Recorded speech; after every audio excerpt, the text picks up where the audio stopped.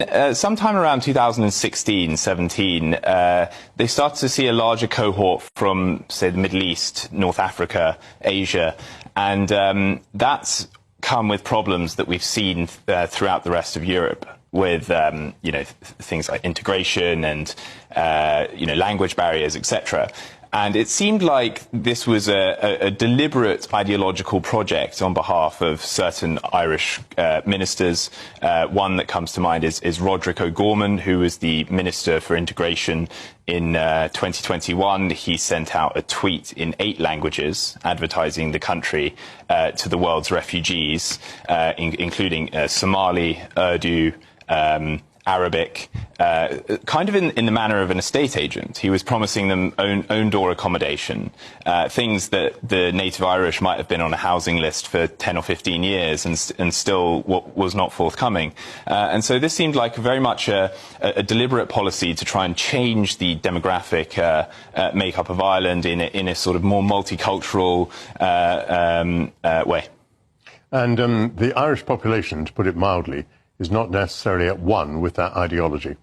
No, there's been significant pushback. Last year there were hundreds of grassroots protests. The government would often announce 24 hours in advance that they were shipping in 100 or 200 migrants into a small rural town or down at heel inner city area.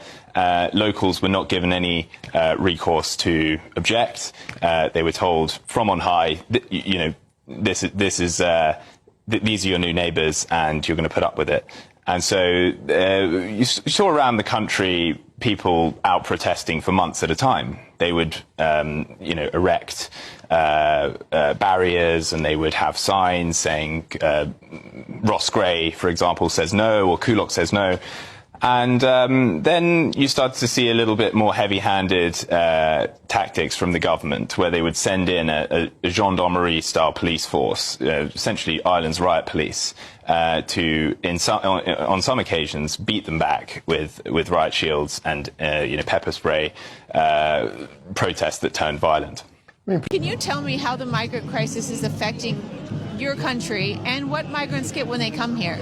Is their minister to TD, and he invited all these people into Ireland. When he invited all the people into Ireland, he basically opened their borders and allowed it. And just what he did is really drop the security gates and allowed them to come in. When they came in, he offered them a key to the door. They were getting doctors, they're getting schooling, they're getting food supplied to them, they're getting accommodation when they come in. They're getting so much more than the Irish people. Now, I can't even get a doctor. It takes me 2 weeks to see a doctor. And before COVID, you could sit in a doctor's waiting room and be seen by the doctor that day. Either I go first, you go first. We all get seen that day. Now it's a 2-week waiting list. And the schools, we can't get our own children into schools anymore. It's very hard. Our local people can't get their youngest kids into school because there's not enough room. When I go into school, there's more foreign nationals than there is Irish. I don't mind what nationalities, but it should cater for us all and not just one and leaving the Irish people out, which is wrong. Like, we are second class in our own country, and it's absolutely disgusting what's happening. I think it's ridiculous because they're all economic migrants coming over here. They're coming over here for our money, for our houses and for our jobs, and to wipe out the white culture in not just Ireland, in the whole of Europe. They're coming over and taking over our culture. Like, we can't even, as I say, we can't even use our Irish music on the street. We can't even stand outside the GPO in General Post Office Dublin, where our ancestors fought and died for that building.